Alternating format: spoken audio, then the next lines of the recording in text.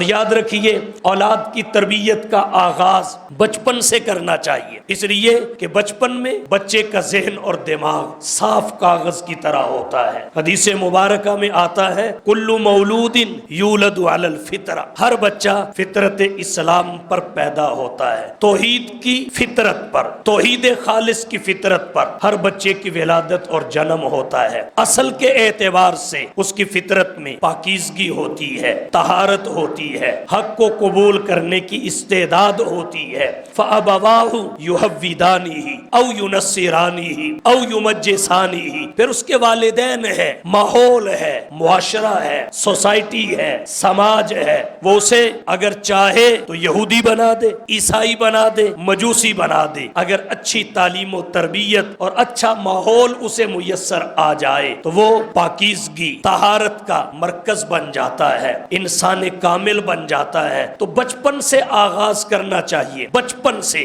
اس لیے کہ بچپن میں جب بچے کی تربیت پر توجہ دی جائے گی تو وہ نازک دور سے گزر رہا ہوتا ہے، اس دور میں اس کی تربیت آسان ہوتی ہے۔ نفسیات کے ماہرین کہتے ہیں جوان کی اصلاح سے بچے کی اصلاح آسان ہے، اور مثال پیش کرتے ہیں جب کوئی پودا نکلتا ہے، زمین سے باہر اپنے چہرے کو نکالتا ہے، اس وقت اس میں نرمی ہوتی ہے، دھاگا باندھ کر جس طرف چاہے لے جائیں، جب ٹہنی نکلتی ہے رسی باندھ کر جس طرف چاہے اس کو موڑ دے، لیکن اگر اس کا یہ دور گزر جائے، اس دور میں توجہ نہ دی جائے اور وہ مضبوط ہو جائے، پختہ ہو جائے، جوان ہو جائے، تو پھر وہ ٹوٹ تو جاتی ہے، لیکن اسے دھاگے اور رسی کے ساتھ باندھ کر آپ اس کے روٹ کو تبدیل نہیں کر سکتے۔ جب بچپن میں توجہ دی جائے اولاد کی تعلیم و تربیت پر تو یہ نقش علی الحجر کی طرح ہوتا ہے، جیسے پتھر پہ لکیر۔ یہ بچپن کی تربیت انتہائی کارآمد ہوتی ہے، انتہائی مفید ہوتی ہے، اور اگر بچپن میں کمی رہ جائے، جب اولاد جوان ہو جائے تو جوانی میں اس کا ازالہ ممکن نہیں ہوتا۔